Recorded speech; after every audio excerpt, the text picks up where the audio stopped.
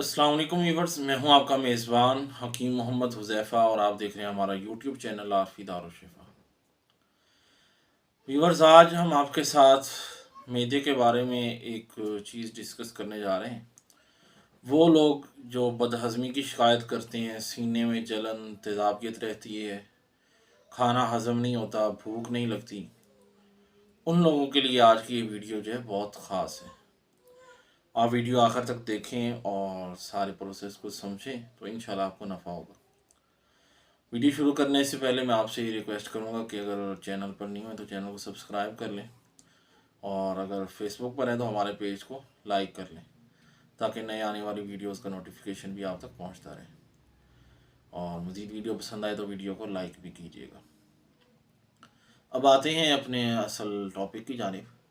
तो ऐसे लोग जिनको बदहज़मी की शिकायत है, निज़ाम हज़म सही नहीं है, मैदा प्रॉब्लम देता है, तो ऐसे लोगों के लिए एक छोटा सा मैं नुस्खा लेके हाज़िर हुआ हूँ। आप लोग उस नुस्खे को इस्तेमाल करें तो इंशाल्लाह अल्लाह के फजल से अच्छा रिज़ल्ट पाएंगे। नुस्खे के अंदर चंद चीज़ें आप नोट कर लें।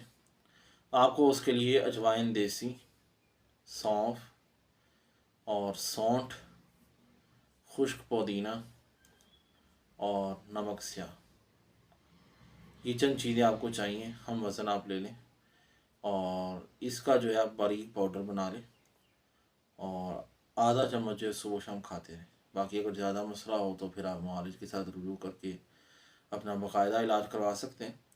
लेकिन अगर कभी कभार प्रॉब्लम बनती रहती है या आप बीमारियों से बचना चाहते हैं, मैदे को तंदुरुस्त रखना चाहते हैं, तो फिर आप इस चीज़ को लाजमी ट्राई करें। और इंशाल्लाह जब आप इसे बनाकर इस्तेमाल करेंगे तो चंद दिनों के अंदर आपका मैदा जो है वो तंदुरुस्त होगा। तो मज़ीद आपको इस नुस्खे से क्या फ़ायदा पहुंचा है हमें कमेंट बॉक्स के अंदर ज़रूर बताइएगा।